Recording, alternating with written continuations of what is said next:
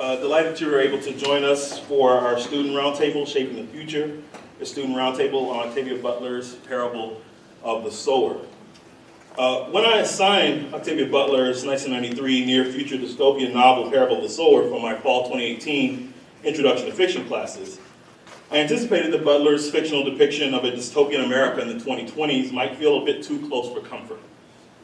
And my fears were realized. This fall has brought us a fresh round of gun massacres, to ominous reports from the Intergovernmental Panel on Climate Change and the U.S. Global Change Research Program about the future consequences of climate change. And earlier this month, we saw a deadly destructive wildfire ravage Southern California and claim the lives of some 88 people and counting. What stood out for me in this semester's reading of Parable of the Sower is Butler's remarkable attention to the effects of climate change in 2024. Droughts are the norm. It hasn't rained in Southern California in 7 years. Wildfires are rampant, and the fires are exacerbated by a drug epidemic, a substance called pyro, a drug that makes its addicts want to set fires. And despite all these effects, Butler also depicts continued skepticism about the science of climate change. At one point, the main character, Lauren's friend Joanne, says to her in a conversation, "Your father says he doesn't believe people change the climate in spite of what scientists say. He says only God can change the world in such an important way."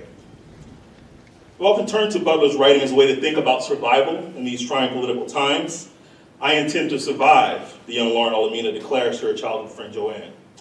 Lauren had devised a secret escape plan in case they ended up outside of the protective neighborhood wall of Robledo, a fictional suburb of Los Angeles in which the novel is set. Parable of the Sower features a young black girl named Lauren Olamina. Her father is a Baptist minister and is the cornerstone of the Robledo community. Lauren's family also includes her stepmother Corey and Lauren's brothers Keith and Marcus. The novel shows the Robledo community trying to hold on to normalcy and routine, but eventually finding themselves under siege. Lauren has to flee and ends up on the road with a few survivors from the community. All along, young Lauren writes in her notebook about a spiritual system she calls Earthseed, defined by the idea that God has changed, and that humans can shape God with planning and forethought. Lauren is dissatisfied with the Baptist faith of her father and seeks to define her own spirituality based upon the world as she sees it. She does not subscribe to a static, eternal Big Daddy in the sky, but sees God as a power present in everyday aspects of life. As she writes in her notebook, "We do not worship God, we perceive and attend God. We learn from God. With forethought and work, we shape God. In the end, we yield to God. We adapt and endure, for we are Earthseed, and God is change." Lauren is also considering what kind of beliefs human beings would need in order to survive and thrive in the future, not only on Earth, but eventually on other planets, because as she believes, the destiny of Earthseed is to take root among the stars. So there are various aspects to Parable of the Sower that we discussed in class this semester, including Lauren's hyper-empathy syndrome, the depictions of violence in the novel, the idea of the company town, which is an idea that Butler plays with in the novel, and the imagery of slavery in the novel, and the ways that forms of enslavement have crept back into the society of that time. So the papers on our roundtable today happen to focus mostly on religion and spirituality of Parable of the Sower, and I'm reminded of Professor Lucas Kwong's earlier presentation today on the island of Dr. Moreau and the science of religion and religion as a motif in the history of science fiction. This is something that our students will explore today. But there are also other aspects of the novel that we may be able to get into in our conversation afterwards. So let me introduce our speakers today. So first we'll have, messed up the PowerPoint there, Zawad Ahmed, a mechanical engineering major who will be speaking to us on the subject of selfish recklessness. We have, I'm going in alphabetical order here, Marvin Blain, hospitality management major, who will be speaking to us on the paths of life. We have Kartikye Ghai, computer systems technology major. We'll be talking about new faith, comes with doubt. And we have Devinnesha Ryan, also a computer systems technology major, who will be responding to the idea of can religion save you in times of need. All right.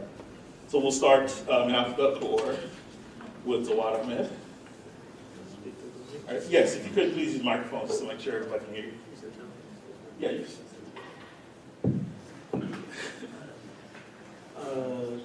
So as Professor Porter mentioned, I will be speaking about the main character's brother. What's the name? It's the main character's brother. The main character Lauren's brother Keith, He's a 13-year-old kid growing up in the neighborhood of Robledo, California. So I'm going to give you a little bit of contextual background about what Robledo is like in this time period. So Robledo currently is in like the worst state it's ever been in. The people are living in a gated community because of how the situation is continuing to worsen. There's people attacking each other, people killing each other, everybody's homeless, it hasn't rained in years, there's scarcity of food, water, and every supply you can ever think of. And people are barely struggling to survive as crime is continuing to rise, and as people have no opportunities but to like steal and rob each other of what they have because no one has anything, and even if you do have any money, it's basically it's the survival of the fittest. At this moment, the situation in Robledo has become very, very bad.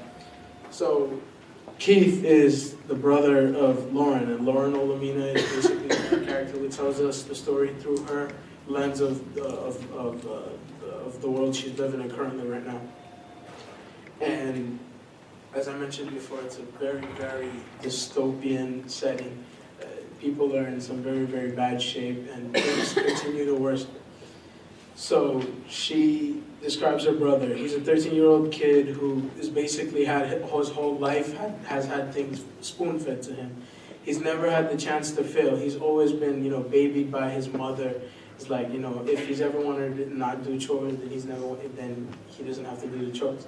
His mother has always been his protector, and his father would always try to be the person who would try to give him a little bit of the bitter taste of reality. Because reality isn't always fair, and you don't always get what you want every way you want it. So he would always deny the fact, but he would always be jealous of Lauren.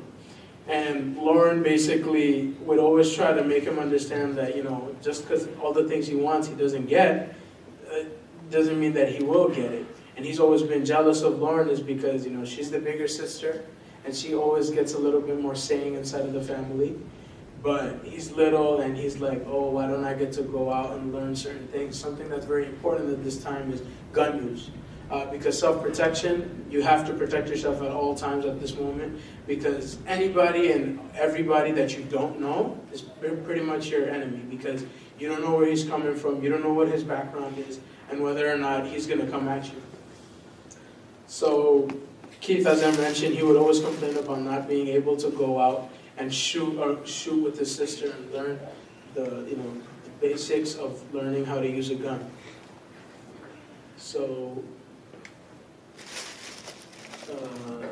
Keith would always complain, as I mentioned. So one day he decided to pull the most reckless move he ever did, which was, as I mentioned before, they're living behind a gated community. It's gated, and basically there's only one layer of fencing to it, and that's the only thing that's keeping everybody else outside from, as Professor mentioned, the pyros. The pyros are people who are drug addicts that they take pyro and they see things as fire, and they cause destruction and havoc amongst the city of Robledo.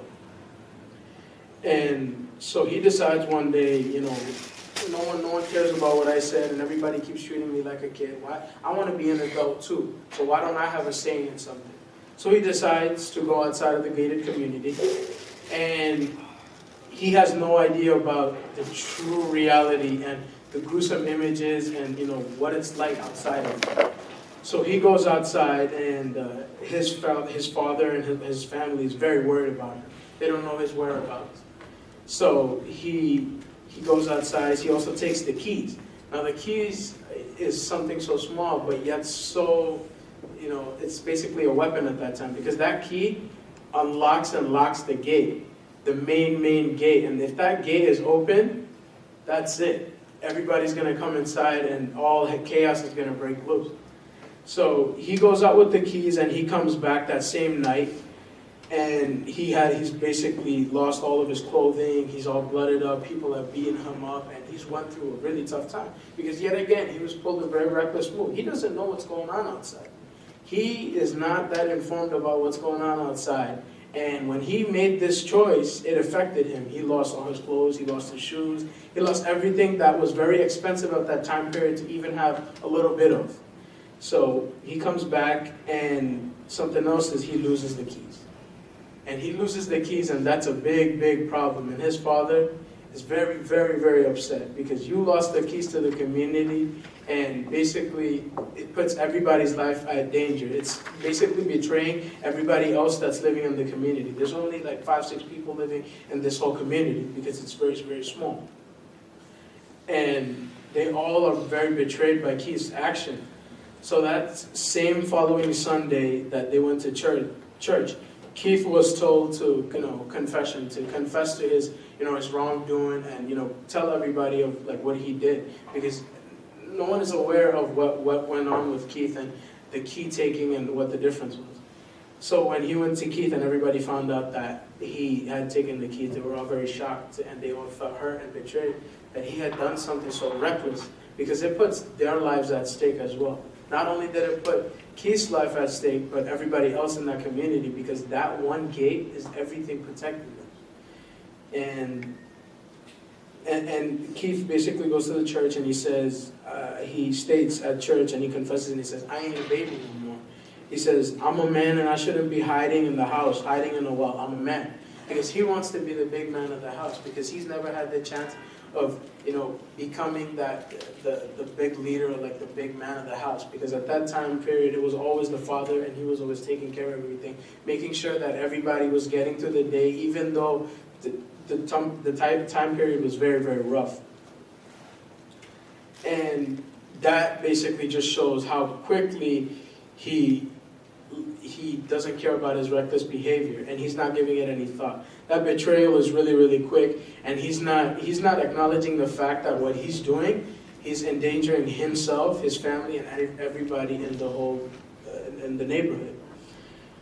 And this behavior shows that he's selfish. He doesn't care about anybody else but himself, just to make a name for himself that, yes, I am the man of the house, and I shouldn't be just hiding behind the wall and, just sitting behind the wall and being protected.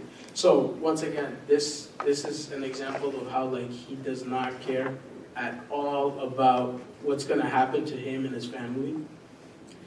So he leaves once. You'd think he wouldn't leave again, right? Because he got beat up once, right? Big time. He got beat up pretty bad. He got all his clothes taken. He got all his shoes and everything taken, including his keys. Oh, no. He went for it again. He decided, you know what? This time, for those people that took the things from me, I'm going to go punish them. Because they punished me by taking all my stuff. This time, he takes his father's gun. And this is where it really starts to get interesting, because he takes his father's gun and he comes back. But he came back with no care and no, it's okay. There's nothing wrong with it. His father didn't go to look for him anymore, because he realized that you did it again, and you got to learn from your mistakes. So he was like, okay, you're going to figure it out. So he went, and basically he comes back, and Butler mentions by saying, bad guys come in, even if they don't have a key, they come in and steal my stuff. It's not my fault. So he's basically justifying the fact, right after he comes back, he's justifying the fact that either way, if I lost the key or not, it's not my fault. They're still coming in. See, that's once again his biggest problem, is he's being so egotastic. He's not acknowledging the fact what he's doing is putting those people in that certain situation. And that's the big problem. He does not want to understand, because of this reckless behavior, and he doesn't care about the circumstances and consequences that come with his actions. They're affecting him and the whole community as a whole.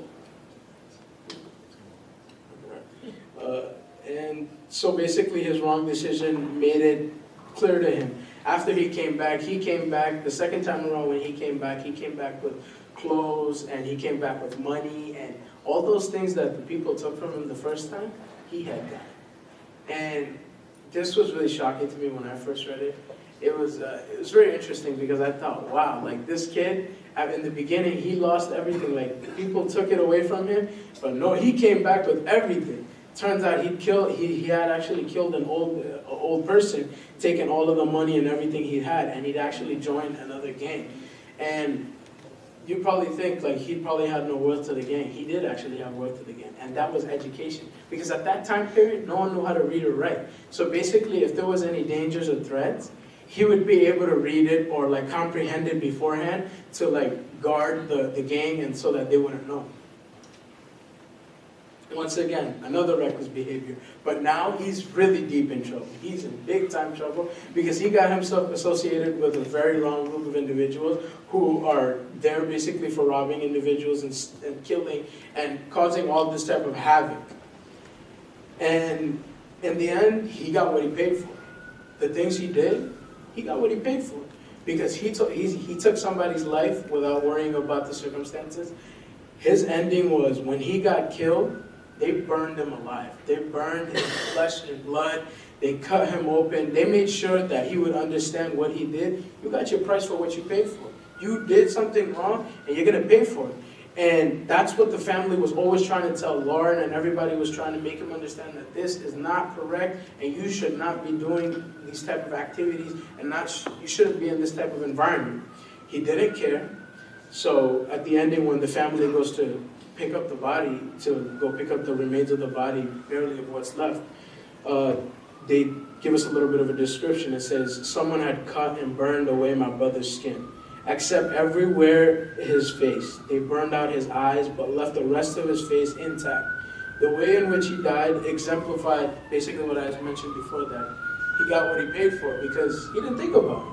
He didn't think about it. That's why he got himself associated with a group of individuals who were not that good, or didn't have that many good intentions. You can even tell by the painful death that he went through. Like, this type of reckless behavior will lead you to your downfall at the end.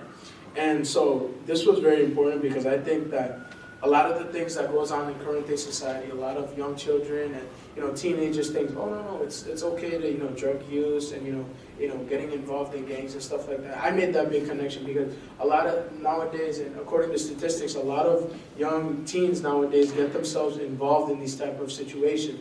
And when they're in it, they don't know how to get up.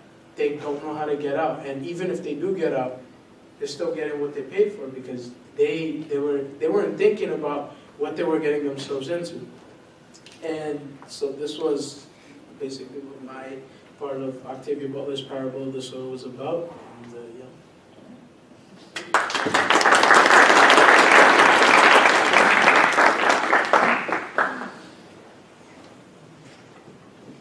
All right, so my name is Marvin, and my paper is on the passive life, how Zawad already explained to you how messed up the world was, how apocalyptic it was, and this was Lauren's world. So this world had no law enforcement, which means emergency services were not accessible to everyone, only people who had money. And if you did call them when you needed them, you would have to pay. So it was like, are you here servicing the people or your pockets? So they couldn't rely on anybody, especially the people in the community.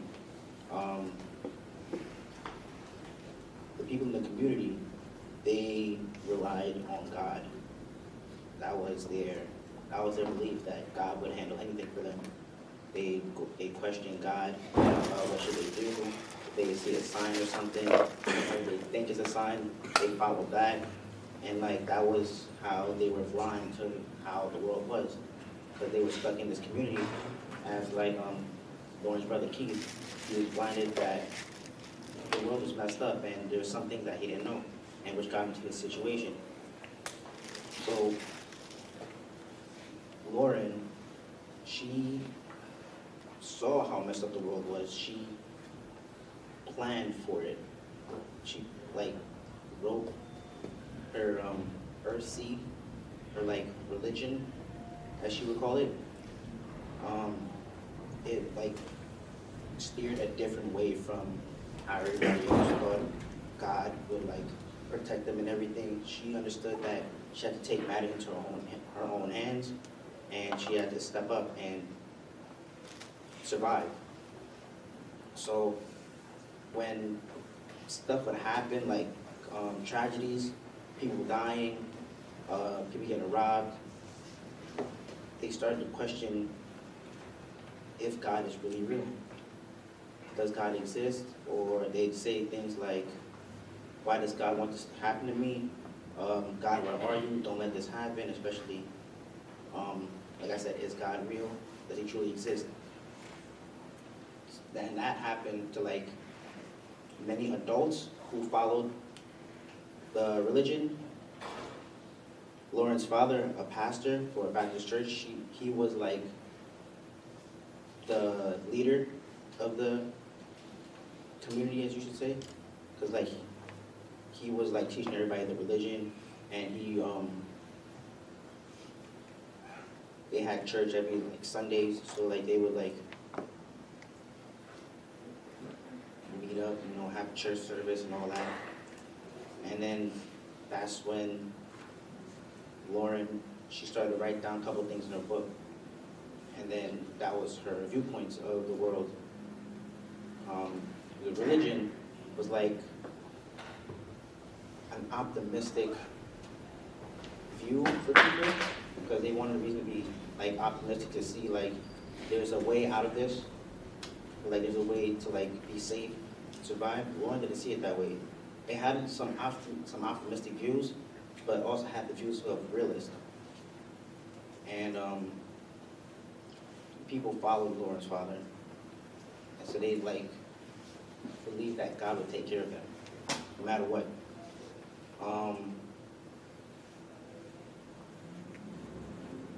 So when Lauren wrote down her earthsea thoughts, she had shared it with her friend, her best friend, that she could trust. And then her best friend freaked out about what she thinks should happen, what she thinks the community should take into action. And then Lauren had to have a talk with her father to keep her mouth shut, because situations like that and talk like that could freak people out and like cause arguments, you might say. So that was her argument with her father that she had, but eventually she learned to like not share with everybody. So that's when her community got like destroyed by the pyromaniacs who like burnt it down and everything. She survived.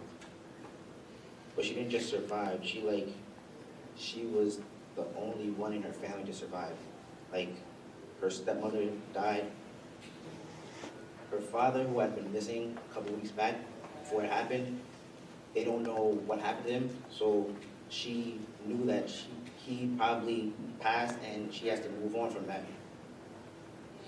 Her brothers all died too, and she was alone. When she survived, she met up with a couple people who survived the community, and then she started to move forward to Upper North. So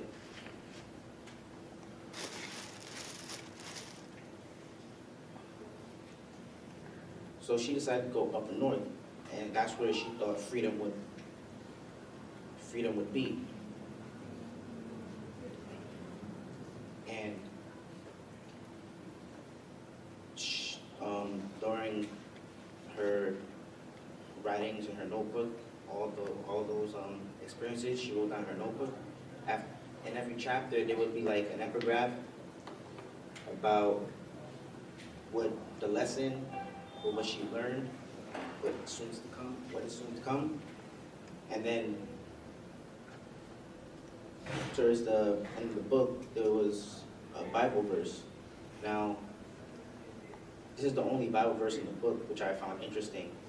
And like, seeing only one Bible verse in the book, and how Lauren didn't like believe in the religion that everybody else believed in, I felt that this was important. And the Bible verse goes, "A sower went out to sow his seed, and as he sowed, some fell by the wayside, and it was trodden down, and the fowls of the air devoured it, and some fell upon a rock, and as soon as it was sprung up, It withered away because it lacked moisture. And some fell among thorns, and the thorns sprang up within and choked it. And others fell on good ground, and sprang up and bore fruit 100-fold. The Bible, Luke, verses 5 to 8. Now, this Bible verse, basically summed up the whole story as I saw it. It was like Lauren, who was still with her family in the community, which was the first seed that was sown from someone else. As the Bible verse says, it was trodden down, the first one. So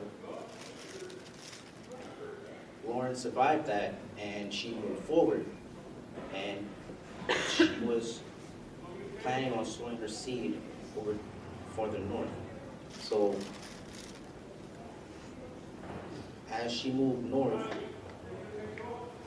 she met up with more survivors, and they stayed together to survive. Because you can't survive by yourself. You might run into more pyromaniacs or other people, like the gang, who keep met up with people like them, or just random people just want to survive. It's it's a survival of the fittest.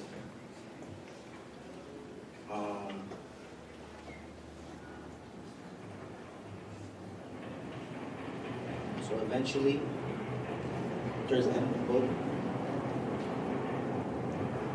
she meets a guy named Benkole, which is her soon-to-be life partner. He had some land, 300 acres of land, and they were going to survive on that. When they were expecting to see Benkole's family, like his sister and his nephews and nieces. But what happened was people got to them and they burned down the house and them. So there was no house on the land, and Lauren saw it as a good opportunity to sow her seed or make her community. Lauren's plan was to build a community where they would farm and try to earn money. But what happened was it was hard to earn money because new people in the town, they weren't trusted. So people wouldn't give them jobs straight off the bat like that. So, alright. So,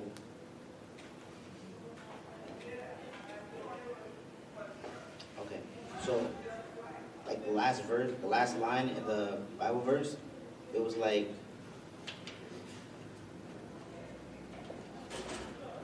and others fell on good ground. That was Lauren's good ground. And she saw a way to spring up her seed and to help other people survive. But they had a big group towards the end of the story. And in order to survive, they had to either move further north where they could unexpectedly run into some people and they could all get slaughtered. So that was a chance, that was a risk right there moving forward for freedom. And it was also a risk staying there. But if they stayed there, they had a guaranteed spot to live.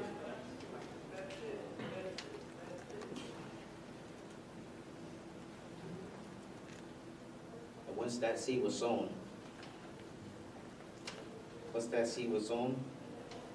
they would have a better future, as you might say, because in a world like this, you never really know when someone's going to take you. And God, who got her through the situation right now, I don't think she would really follow him, because her family's gone, her friends are gone.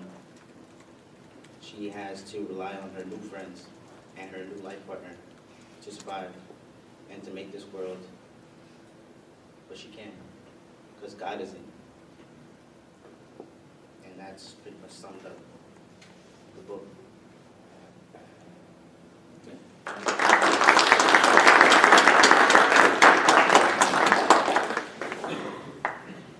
Hello. My name is Kartikye Ghai. My paper is called New Faith Comes with Doubt. Just as a bit of an explanation, Professor Porter had mentioned that this book is frighteningly familiar with most of us with current day events. Honestly, I thought it was a hoax at first when Trump announced Space Force and we read that the government wasn't interested in space.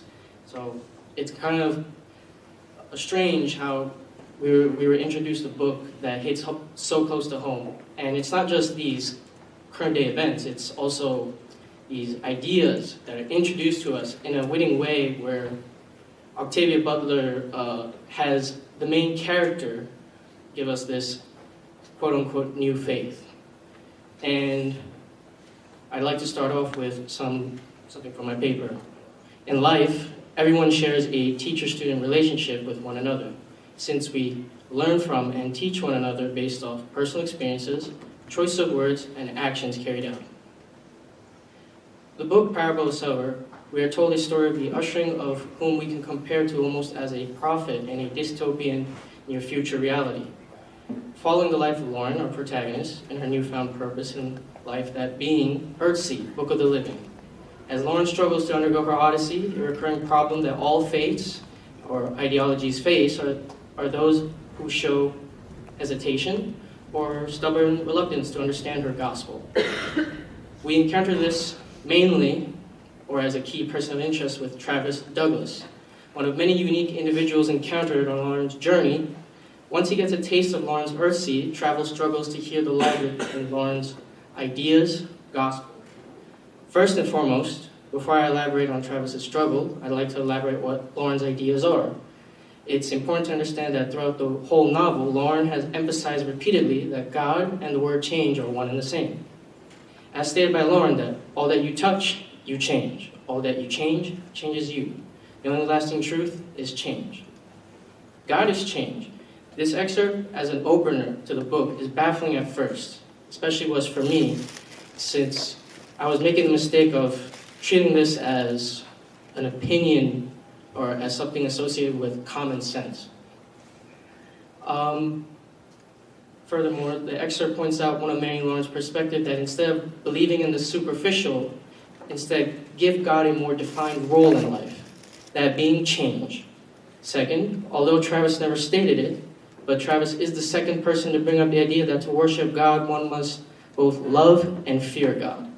I'd like to point out a few quotes from the book that Lauren brings up that I kind of relate to. Early on in the chapters, she states, a lot of people seem to believe in a big daddy God or big cop God or a big king God. They believe in a kind of super person. A few believe God is another word for nature. And nature turns out to mean just about anything they happen not to understand or feel in control of. Some say God is a spirit, a force, an ultimate reality. Ask 7 people what all that means and you get 7 different answers. So what is God? Just another name for whatever makes you feel special and protected? To elaborate on this, Octavia Butler kind of pokes at the idea that because we don't give God a purpose, but instead claim that God gives us, the mortal, the individual purpose, that it makes us superior in some way. And we have history to prove or back this claim with years of bloodshed and strife. But she also pokes fun at this notion of the God gap, that the unexplained, therefore, is the will of God. I relate to this because as someone who not only attends university, but also takes great value in objective conversations, that her words were she kind of articulated how I felt. And To further explain Travis, he states, "Your stuff isn't very comforting.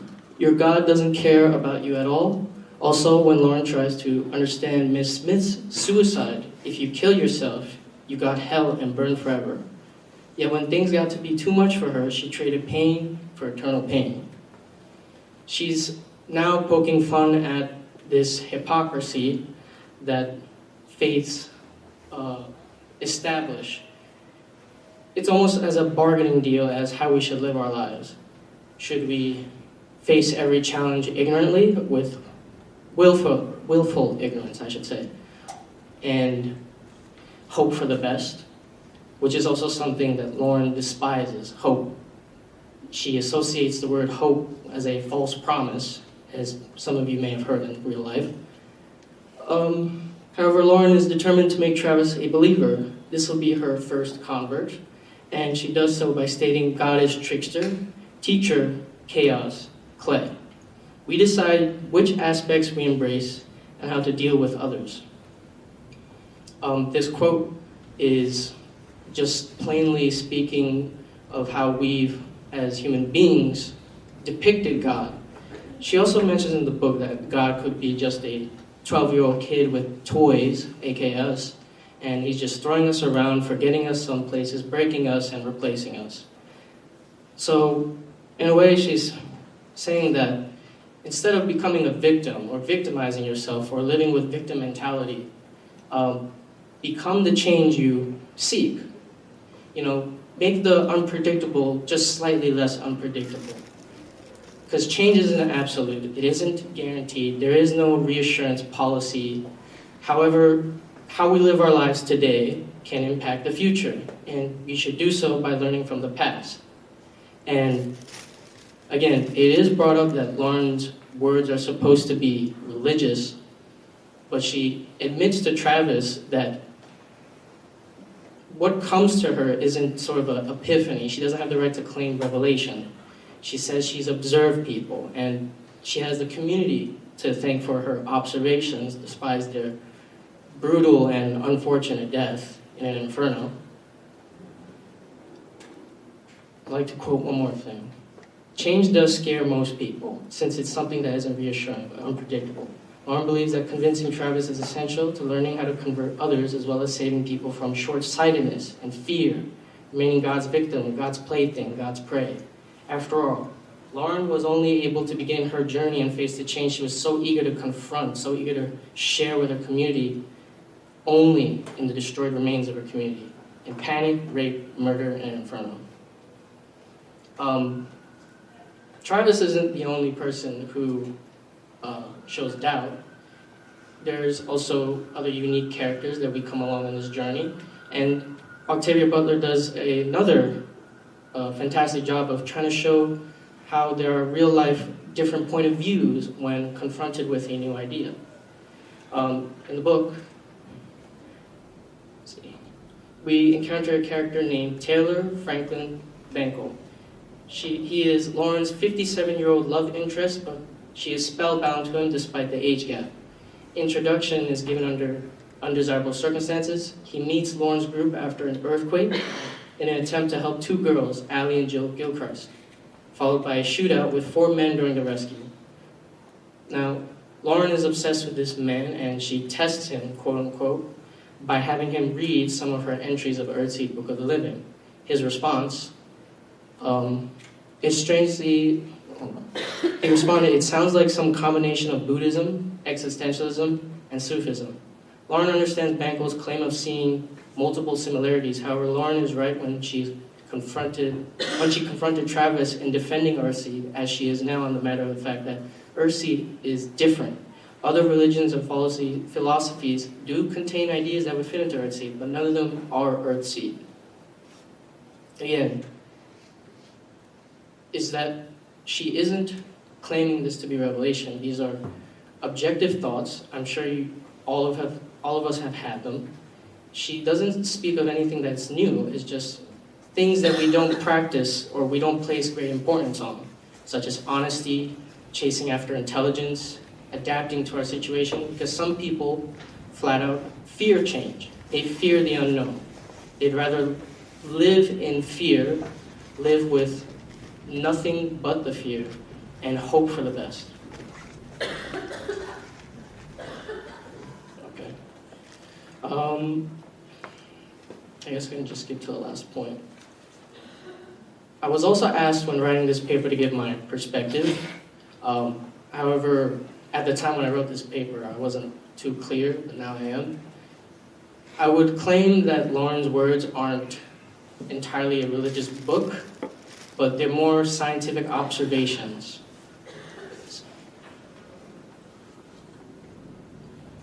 She quotes, "God is power, infinite, irresistible, inexorable, indifferent, and yet God is pliable, trickster, teacher, chaos, clay. God exists to be shaped, God is changed." And again, at first I made the mistake of associating this with common sense, a widely believed opinion, but there's reason behind this, and that these aspects that she's describing they're part of everyday life. We just don't wish to acknowledge it. It's just like how we don't acknowledge we're breathing. It's just something we do passively. And that's my paper, New Faith Comes Without.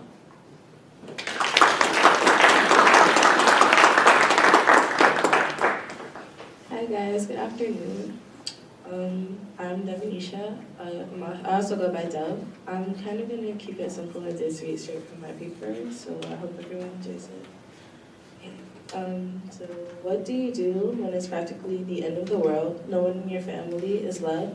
You struggle gathering meals daily, and the possibilities of danger are everywhere.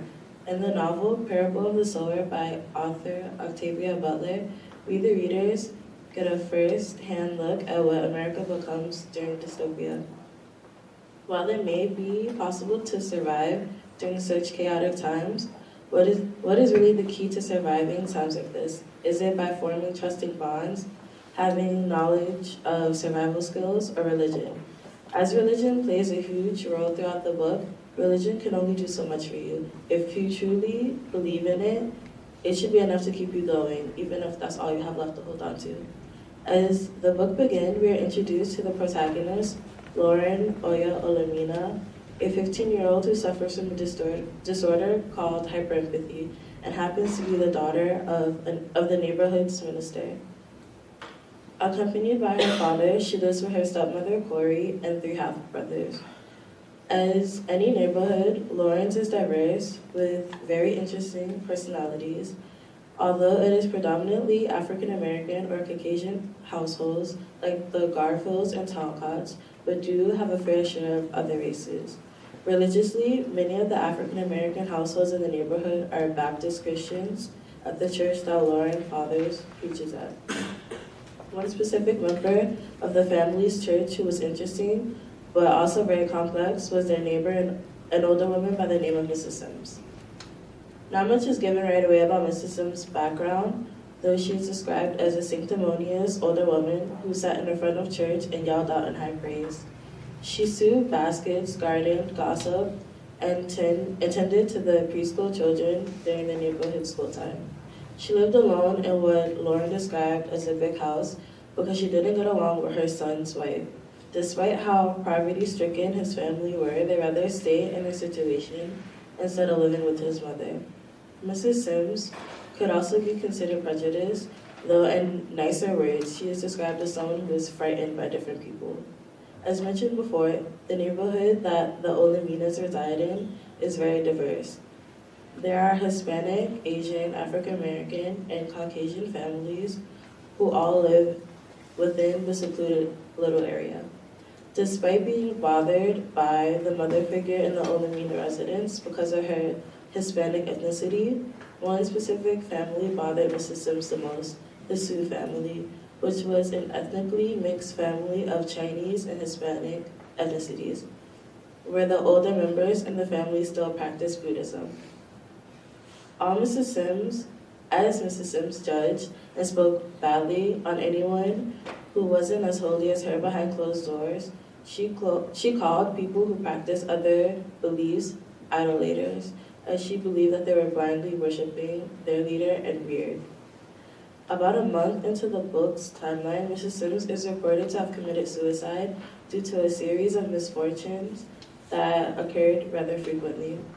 Her first misfortune was when she caught the news of the death of her family in a house fire. Amongst the members were her son, his wife, their children, her brother, and his children. It is mentioned that the area where they lived wasn't considered bad, but it was extremely poor, which may have been the reason behind someone throwing fire into their house.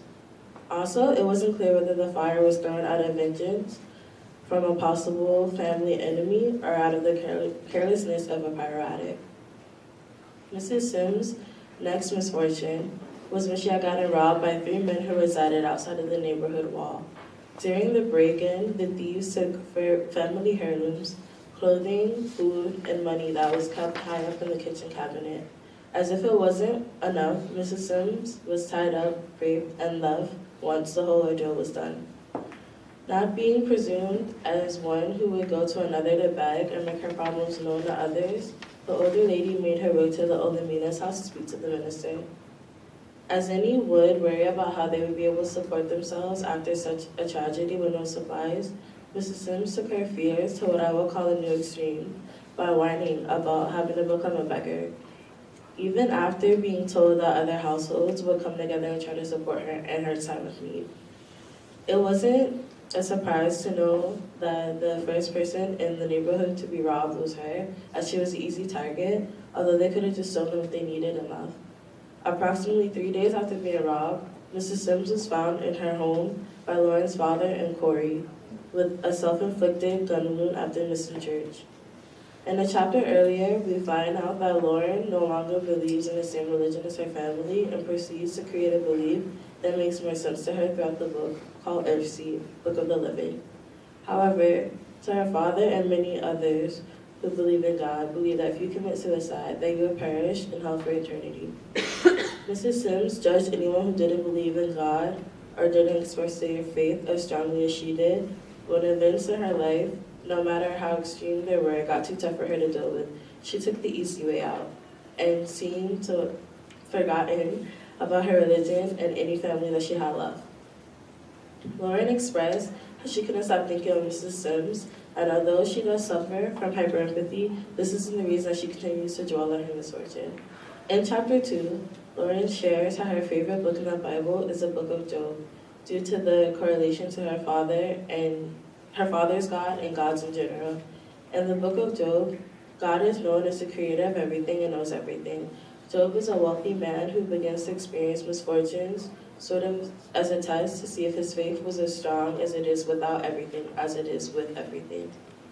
It is said that when you have nothing left but God, you become aware that God is enough, a quote by Agnes Roden. But Mrs. Sims was left with nothing but God, though she was surrounded by people who she still shared the same faith with and felt it wasn't enough. Was her faith never as strong as she had let it on to be? Like Lauren, as the book progresses, she was too left with nothing but the writings and verses created for her religion Earthseed, and she uses it as a coping and survival mechanism. Did age play a part in why their lives took different routes? Despite the differences in their religious beliefs, Lauren believed more in Earthseed than Mrs. Sims did in God. I can understand how the loss of family and the act of sexual assault, even being robbed, can cause extreme emotional trauma for one, but Mrs. Sims allowed it to take over her faith instead of using her faith to get through those tough times. I also believe that she didn't really believe in God or trust Him and submit herself to Him, because once trying times, trials and tribulations occur, one who typically has faith crawls to God so that they can stand again and walk away stronger than they were before. They believe that He will get them back to where they were before, sometimes even further than before. Lastly, Mrs. Sims allowed material possessions to determine her status in life. Back to when she was robbed, she expressed to Lauren's father, as if it was worse than the actual events that happened to her, how she would have to become a beggar to survive and pay her bills. She used possessions and religion to determine how better she was than everyone, but she might have been worse. The last bit of family that she had a direct connection to decided that they would rather live in poverty than with her due to her lack of humbleness. Religion is enough to keep you going after you've lost everything, but only if you truly believe in it.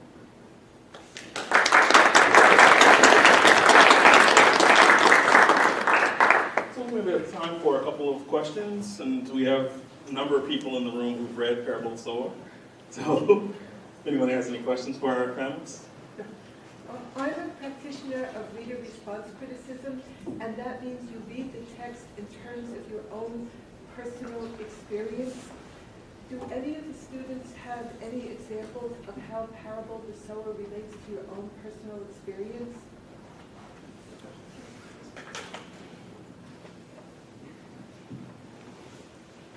When you mean experience, you mean our everyday lives? Everyday lives in your real life. Well, the eye-opener for me was that this book was able to shed light, or at least help me articulate that I don't live a responsible life, that Lauren herself, her character, and her messages are pretty much stimulating the notion of live with responsibility, try to tell the truth, or as much as possible, avoid lying. So that's what I was mentioning earlier, that when I wrote this paper, I was skeptical, because Professor Porter had mentioned that people are very skeptical of science fiction books, and I was one of those many people. But I'm kind of grateful that he's shown me this, because I have a better understanding of, I'm sure all of us do, but I have a more clear understanding of what it means to be responsible, not just myself, but of the people around me. I kind of connected with the religiousness of the whole book. I grew up in a very Christian household, and sometimes, I wonder, is Christianity the thing for me? Is it a religion I also follow? Just because I was born into it, do I really believe in it, or am I just in it because I was born into it? And I feel as though my mother isn't as strong and like Mrs. Sims, she do have her moments where she's kind of really self-righteous, and I kind of just look at her okay, I get, you believe in Jesus and stuff, and I do too, but don't be so strong, because people are different, and there's a lot of different religions that suit different people. So I kind of connected with that.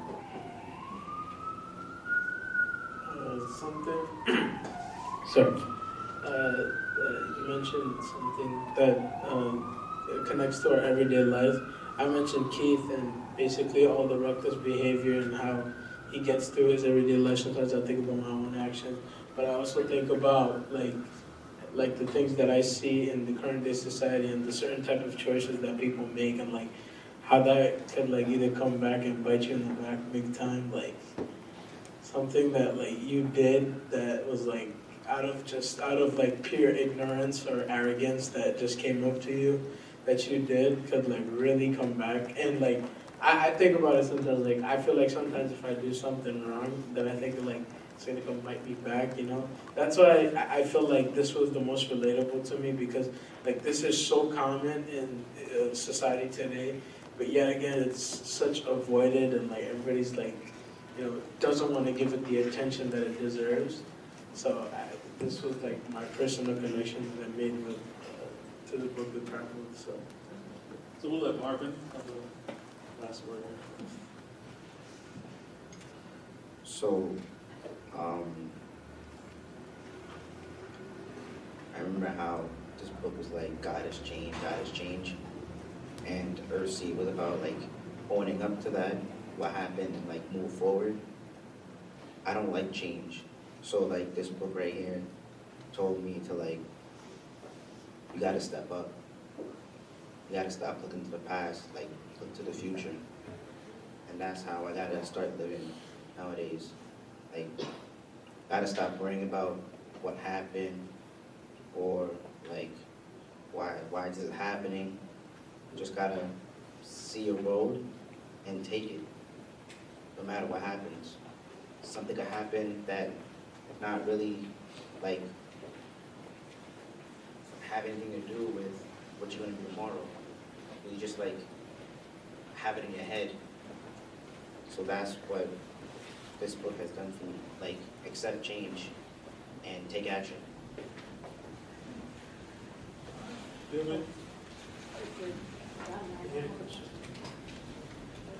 Maybe like, yeah, one more quick question, we have to go.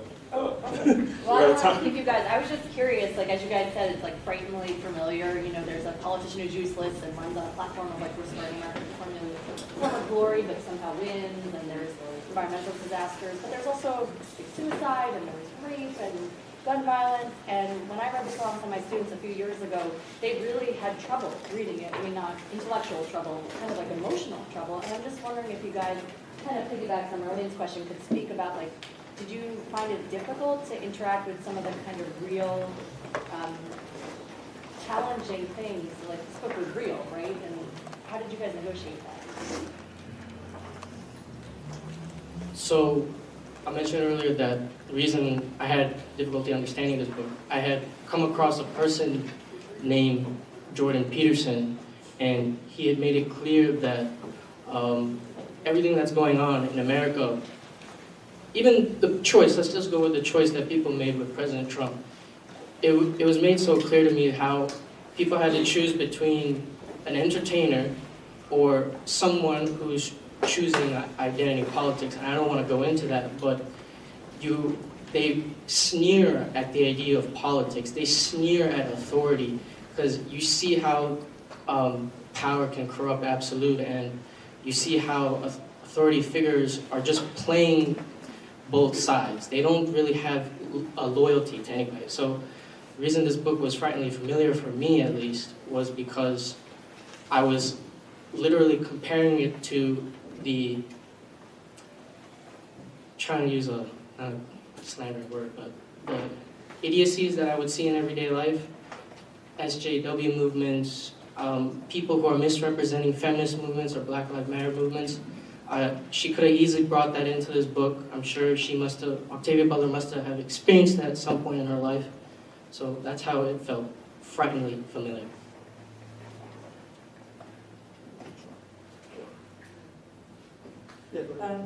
So yeah, also reading the book, it was kind of hard because, like I said, with religion, kind of when you first start reading the book, like, first thing she says is like, oh, I don't believe in God anymore. And I was kind of just like, can I read this book? Is it like going against like what I believe in or anything? And then like as you progress throughout the book, like a lot more crazy stuff start happening, and it's kind of like, this is kind of scary, but like, you know, in a way it's like, it could be realistic. And then it's like, wow, like she wrote this book so long ago, but it's kind of relevant to certain stuff now. And that kind of, I feel like it hooked us all more into the book, and yeah.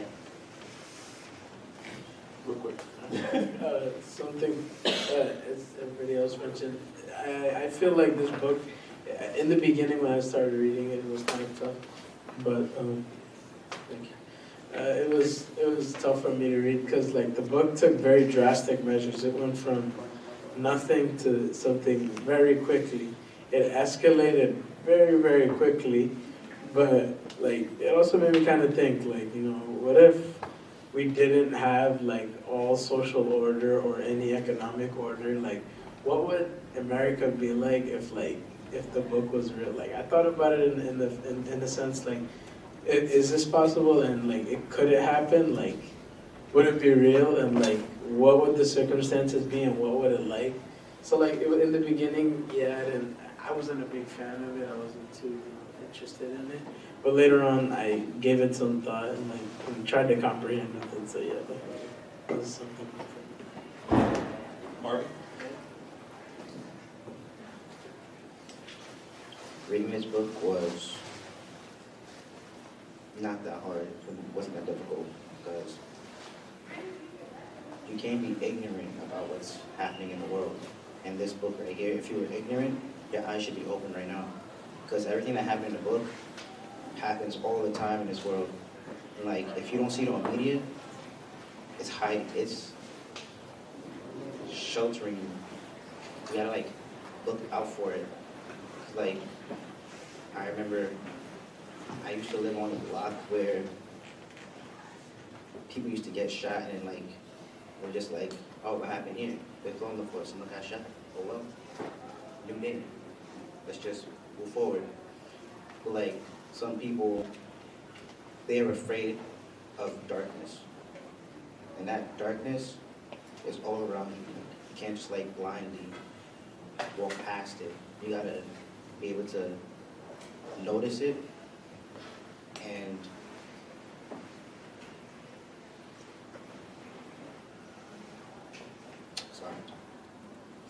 you gotta be able to notice it and think about what you're gonna do. You can't just be ignorant all the time. All right, so let's give our panelists a hand.